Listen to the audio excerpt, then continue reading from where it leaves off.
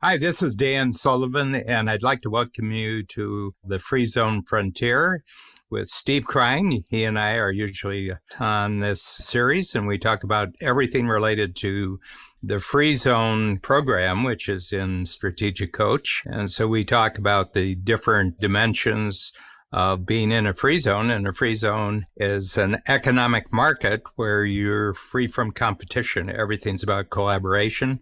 And we're just really delighted as a guest on a series of podcasts that we did very recently with Dean Jackson. And Dean is more admired in the online marketing world than almost any other individual. We pull back the curtain on the types of conversations that we have in this top level of strategic coach. And these are all individuals who are very, very successful entrepreneurs. They've all experienced 10 times growth in their entrepreneurial company. They're at the point where they are doing things mostly for freedom of time, freedom of money, freedom of relationship, freedom of purpose. And in these two podcasts, Steve Krein, who has a marvelous business called Startup Health, and Dean Jackson, who is just a guru and a mastermind for many, many different entrepreneurs. And we're going to talk about two issues. One of them is that being an expert in the 21st century means bringing certainty to areas of uncertainty, but always allowing people to know that there's a border between certainty and uncertainty. And the other thing is that problems are usually only solvable when you approach the problem in the right way and you discuss the problem in the right way. And if you don't describe a problem and talk about a problem in the right way, you don't get a solution. So enjoy the podcast. Hi, Dean. Hello. One of the things I have here, Steve, because there's a third party that you have in Startup Health, and that's your investment community. Yeah. I'm just wondering if focusing people's attentions on uncertainties, in other words, look, we'd like you to invest in this, and this is the latest up-to-date understanding of what's certain about this, what isn't certain. It actually allows them to see more clearly where their dollars are being corrected, because it would seem to me that progress is bringing uncertainties over to certainties. You know, it seems to me that when you take an uncertainty and move it over the borderline into certainty, you've made progress. Well, it's interesting because the very thesis around how Startup Health, we believe moonshots are achievable, is going to be by embracing that uncertainty and getting involved with entrepreneurs and innovators really early, really early. Quite frankly, when there's only uncertainty about what it is they believe is possible. And so they have this belief that there's a key to achieving a health moonshot in what they're working on. But it's just a belief. It's not any certainty. I mean, it's a thesis, a theory, an idea, a technology. But the uncertainty is really, for the most part, rejected by all of the organizations and people who are looking for certainty, and therefore missing the opportunity to apply new ideas, technologies, and approaches to solving these problems. And so almost every healthcare problem that we're facing, either individually as families or as a country or as a planet, every one of the things that needs to be solved by embracing the uncertainty to then work on it to make it certain. So we don't know what's going to work or what's not going to work over the next 20 years. But if we work towards a goal over the next 20 years or 25 years, that seems impossible today, and you embrace enough people, organizations that will collaborate and lean into that uncertainty, then we think it's possible. So it's actually interesting because almost everything that we do in building our portfolio of companies, we invest in 10, 15 new entrepreneurs every quarter, 50, 60, 70 companies a year, adding to 350 companies we have. We are on a daily basis looking at things that are uncertain and simply believing that between the community and the capabilities, going back to the vision, capabilities, and reach that we have, that it's possible to move it quarter by quarter more towards that certainty. But it's our whole model. I met Aubrey de Grey years ago when he was first getting started with the immortality in his. Yeah, immortality, conquering death. And what I was very interested in that he had done was he set up, as the ultimate is we're going to make death optional as the thing, but he broke it down into these are the 7 things that need to be solved in order to do that, and had people, and they were funding research of just solving each one of those micro things as a solution. And it struck me as really a good way to kind of break down a vision, because it was very thoughtful. The way just thinking like each one of these seem like they're independent of each other. They seem like we can do this, Yeah. And it's felt like, wow, this is really something.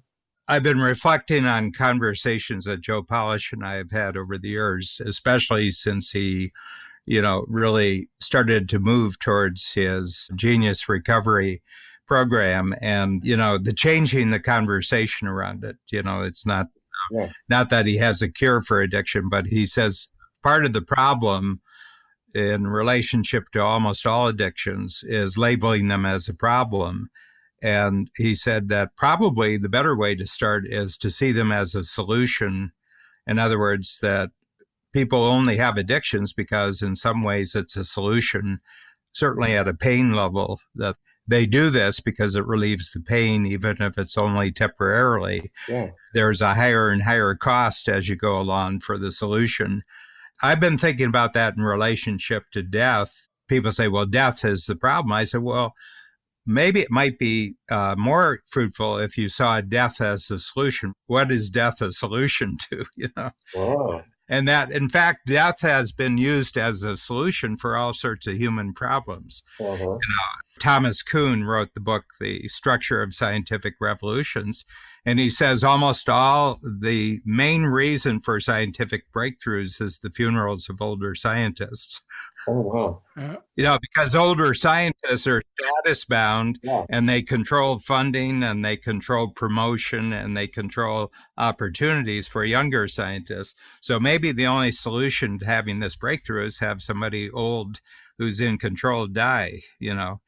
And so what I'm going to say is, it was like the guy at Abundance 360 who was talking about sleep. And he said, we don't know the exact number of years, but it seems like human-like creatures have been around for 200,000 years. And he said, after 200,000 years, we still require 8 hours sleep a night. So he said, this whole notion, that somehow you can get along with 4 hours sleep, that probably would have been solved 100,000 years ago, but he said it isn't. He said, Right. we still need this amount of sleep. So instead of accepting it that you can bypass this or we don't need the sleep, he said, why don't you just take a look? Why is it that we need so much sleep? And now they're starting to really understand what happens when you're sleeping. I mean, amazing things are going on when you can't control your own focus, when you can't control your own attention, which we can do when we're waking. And so my sense is a lot of problems can't be solved simply by the way they're being talked about. Mm. Yeah, it brings up the scenarios around what do you talk about when you're discussing a collaboration or a project with others that prevents real creativity? And how often do we assume that things need to be certain?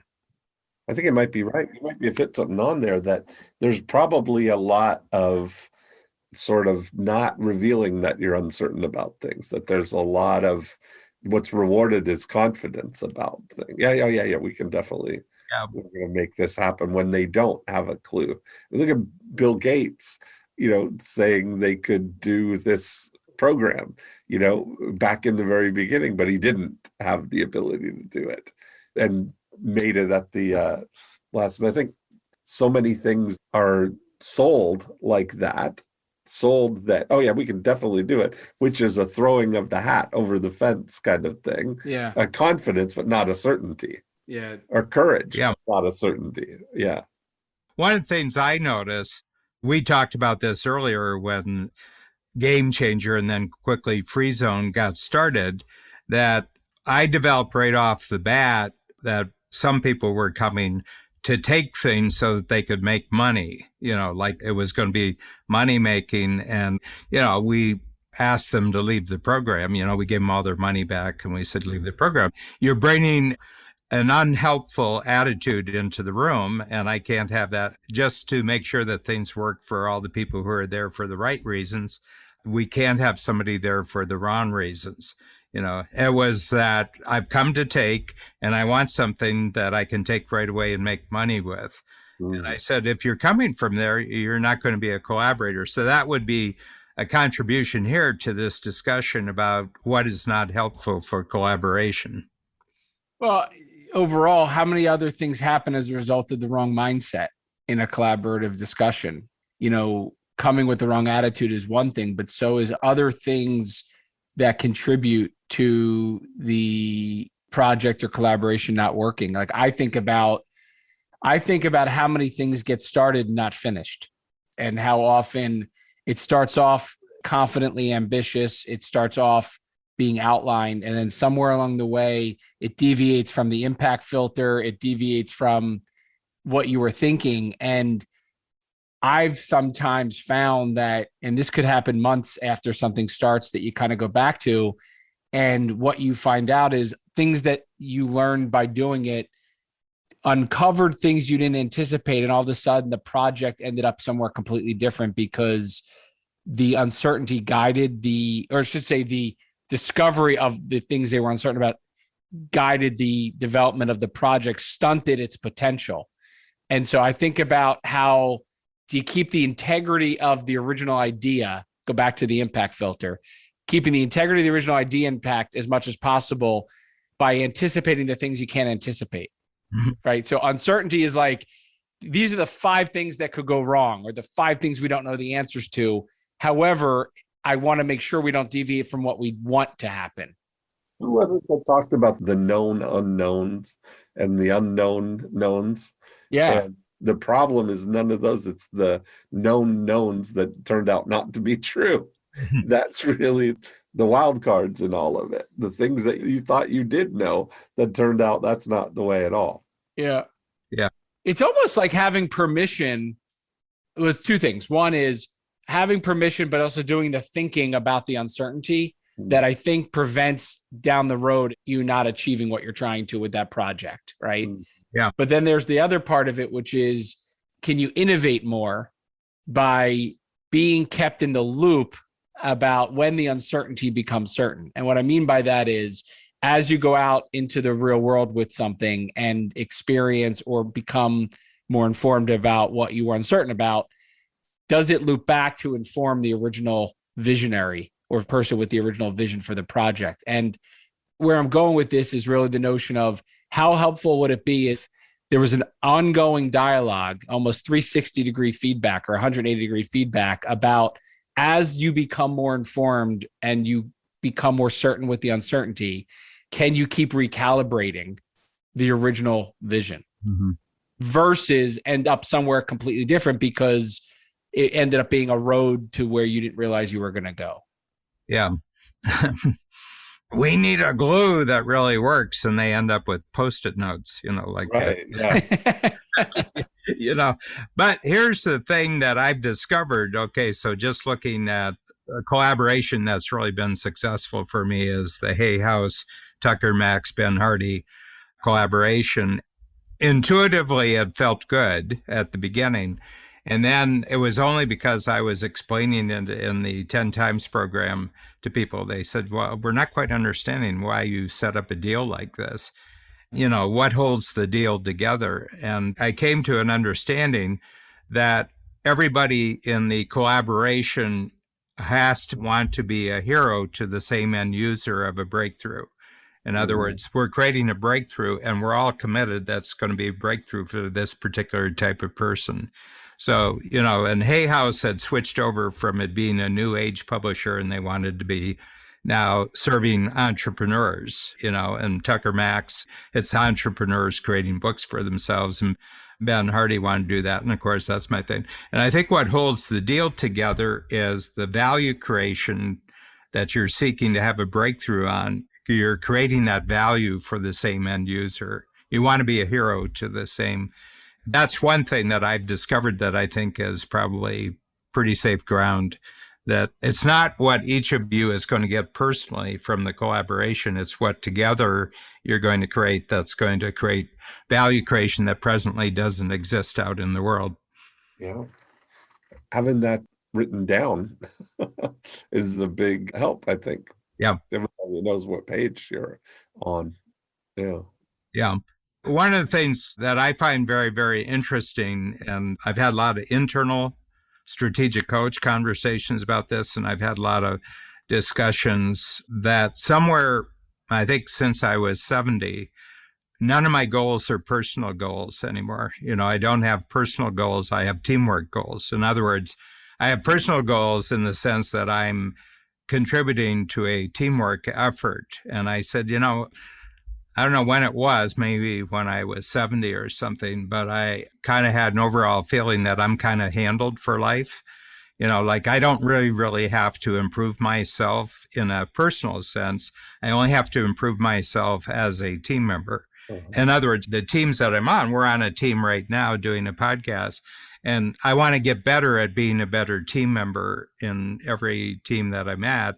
But as far as improving my own abilities for the sake of some personal goal, I don't have that anymore. Right. And my sense is that a collaboration is that people are well handled before they get in. They don't need the collaboration to handle some personal issue. Money-wise, they're okay. They're handled money-wise and everything. Yeah. Because I'm looking at how is this different? So we have the next book. We're just coming down the quarterly book. Well, the one we just came out with, the Innovation Over Envy, I'm seeing these two roads that people can take, in life. We're born into uniquely unequal circumstances. They even find that with identical twins, one of them is 5 minutes early. It has a impact on how they relate to each other. One of them got here 5 minutes early, and the other one defers because that one, or rebels against the fact that one of them came in early, And they find, for example, and this is, I don't know what to make of this, that you can have one identical twin who has a hereditary mutation like a blood disease, but the other one doesn't have it. And they find with identical twins, one of them gets all the mutations that are coming through from the mother, and the other one doesn't get it at all. As identical as they are, they have a different deal, Right. The question is, do you take complete responsibility for the deal you got, or are you forever complaining about the fact that somebody else got a better deal? My sense is that this happens before we reason. In other words, I think children at 3 or 4 have already kind of chosen a road, but they don't have a thinking ability to even know that they made a decision. The thing that I'm seeing here is that I think Zoom is an inflection point in human history, because I'm noticing who's running ahead with Zoom and just loving Zoom. And I'm noticing we have clients, 20% of our clients, who haven't come back for a year, and their demand is they won't come back until it's in person. Is it really that high, 20%? Oh, yeah. I mean, we took a real hit. Our registrations are up like the last 4 months. If we go back 12 months to November, December, January, and February, our registrations are higher now than they were 12 months ago. Because now we're getting people who that's what they want is the virtual, right? Well, they were holding out until it was virtual.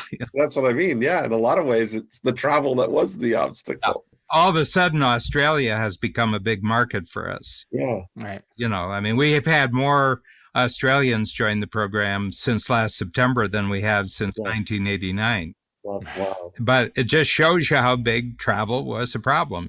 They couldn't overcome the problem. It was such a big problem, and that's been solved. But I'm trying to get a handle on the mindset of why you're holding out. You already know what the program is. I mean, some of them have been for years, and they're saying, nope, not until it's in person. And I said, this isn't a technology problem. This is a mindset problem, like. Welcome to Cloudlandia. I mean, that's really, Yeah. Yeah. There's something that you created that's an obstacle for your progress. Right. So do you want them back is kind of where you're going, right? Which is like when they show up in the room and having not participated for a year, not embracing Zoom, not embracing the new reality, how ambitious and how do they approach even their own life goal setting and experiences if they're not willing to accept that? Yeah. Right. So are there other things going on? And what it suggests to me is the distinction between growth entrepreneurs and lifestyle entrepreneurs, that their lifestyle got upset in a way that they don't find comfortable. And they don't have a growth goal that surpasses their lifestyle discomfort. Yeah. I'll go through a great deal of discomfort if I have a bigger goal on the other side. What do you expect the right blend to be in a world where people are more comfortable traveling again, whether through vaccine or just the numbers being low? What do you expect? How do you think Coach organizes the blend of the two? The team has been asking me about that because, they can ask me about it, as a coach. Right now, the benefits of Zoom outweigh the benefits of in-person for me as being the coach. I agree with that. And I'm going to adjust. I'm a pretty adjustable character. But I said, don't make judgments too soon about what's going to happen. I said, there's going to be a point where people have the freedom. Everybody has the freedom to kind of choose how they would like to have coach. And I said, don't make a judgment too soon on what happens in the first quarter or the second quarter. I said, I think you need a year under our belts to kind of see how people are choosing. And my sense is that it's probably going to be a hybrid at certain times of the year. Dean, you'd be a good case, if you could forego coming into really cold temperatures. Oh, yeah, for sure. In, let's say, November and February, you'd say, yeah, those I'll do by Zoom. But during the nice season, I like coming to Toronto. I like coming to Chicago when the weather's nice. I'd go for Toronto. Yeah. I'd be okay to never go to Chicago again. Yeah. And that's important, but everybody gets a vote here, like this, and then you see how people are voting. So there's a hybrid where you could do live in Toronto. That was great. Yeah, I think it gets a little funky when some people are there and some people aren't. I really think that, and maybe Free Zone Symposium is kind of the thing that evolves from this, but a meaningful visit for a couple of days. I think the same thing. I go back to like the couples conference, I don't go back to the one 20 years ago or 18 years ago that I went to, that you spend a couple of days both socializing and learning and doing things.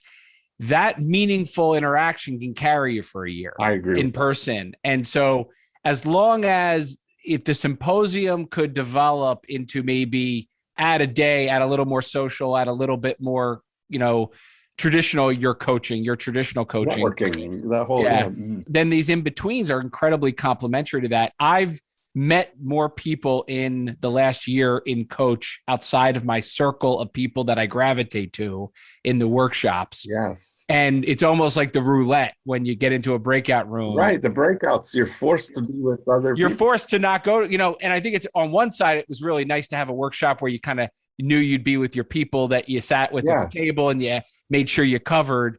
But once you establish that, it almost was like sometimes there was an extra person you hadn't been with before, but Zoom workshops is every time not every time, but you're really getting introduced to other people that aren't in your traditional thing. I like that. I think that is where it's better on Zoom than it was in the workshop because it gives you the dialogue with others that you don't typically dialogue with.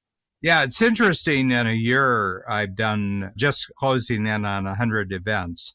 And that includes the 6-hour, the full workshops, and also includes the connectors. So it's just about 100 events that I've done on Zoom. Even in the shortest ones, the 2 hours, we have 2 breakout groups. Yeah. I try in the 6 hours to get 5 breakout groups plus lunch, because now we have the breakouts. As a coach, I've made every one of them. I haven't missed one breakout group.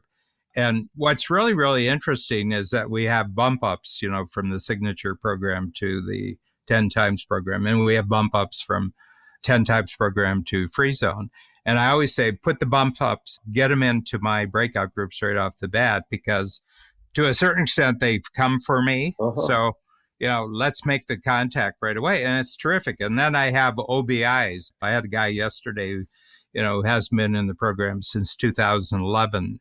He's just super bright. And he went through 3 companies in the last 25 years, bought and sold, bought and sold, bought and sold. And, he had lifestyle changes. He started in Ohio, moved to Orlando. Now he moves in Sarasota. So he's got a lot of changes and everything else. He came back yesterday and I had him right off the bat in my first group with me. And he said, first hour, he says, it feels like it was 90 days ago that I was at my last workshop. He said, I feel totally back and everything else. So Zoom to me is much more explorable. It's much more expandable than in person. It seems to have dimensions you don't know about yet, where in person, I don't really feel it does. So I call it Zoomability. And I said, here are my requirements. These are my Zoomability requirements. And when we go back to in person, we've got to make the in person as good as Zoom. And I said, that's our challenge, especially with the breakouts. The breakouts could be a mess in the in-person. Like some people decide right at the beginning of the workshop, when we break out, we only talk to each other. Or it takes them 5 minutes to get into their group. Then they say, what are we going to talk about? What do we talk about? And then after the break, it's 5 minutes. They go to the restroom. They make a phone call. Yeah. So, like a 20-minute breakout session takes 40 minutes, by the time you get settled back. And I said, can't do that anymore. I said, the time's precious. Yeah, this is great.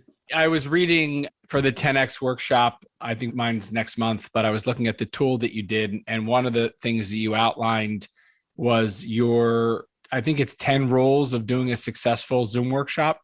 Yeah. 10 strategies. Yeah. 10 strategies. But I thought the interesting thing was, and I think it might've been in one of the insights where you said, but you make your team rank you or rate you on how well you did on those 10.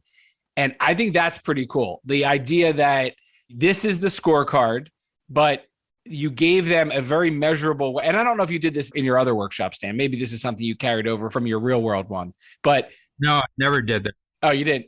Right. So I think it's interesting for you to get that feedback in real time for you to almost perfect those 10 strategies. That's a welcome approach to not formalizing Zoom calls, because I think it's not about formalizing them, but systematizing them in a way that, the 12th month of them is 10 times better than the first month. And by the way, 12 months after that, there'll be continued improvements from there. But I really like that you went out and outlined them and then asked your team for feedback on it. I introduced these right off the bat when a workshop starts. I just want to let you know that we're a year down the road with Zoom, and we've noticed that certain things work and certain things don't work about Zoom. And so I've taken all of our experience and I've created these 10 strategies. And I'm just laying this out for you because I'm going to be following this for the whole day. So if you notice what I'm doing or anything, this is why I'm doing it. And at the end, I'm just going to ask you, are there 3 of them that would improve your Zoom performance when you have Zoom meetings? And, what's your insights about this? And I said, anytime during the day, you want to ask a question, just stop the action and I'll talk about it. But I have a team member who's actually getting a consensus of the other team members on how Dan did, I'm really up to that kind of game. I want to ace the system, and everything else. But I'm very conscious during the day that I'm being judged and I'm being scored. And I like it, I like it. So then I said, we had our coaches in a couple of weeks ago. We had our coaches in once a year. We have them in for 3 days. Now it's Zoom, but usually it's live. And I took them through that. And, they're on the spectrum from can't get enough of this to, I'll be happy when we get back to in-person workshops. Right. I said, we know a lot of things that are better than the way that other people are doing Zoom. I still go to things where someone talks at you for an hour and you don't get a break for 2 hours. Right. And I said, you're dead after 50 minutes. I have to tell you, from 50 minutes onward, anything you're pouring into that cup is ending up on the floor. So I said, you don't take a break after the first hour. They aren't learning anything in the second hour, Yeah. Right. Yeah. I said, try it out. I said, I'm ADD, I'm a 10 quick start in ADD. So I'm a canary in the coal mine here. Yeah, right. Yeah. Any noxious gas, I'm going to pick up the gas before anybody else does. So this has been part 1 of our in-depth free zone discussion on Steve Krein, Dean Jackson, and myself. Tune in to part 2.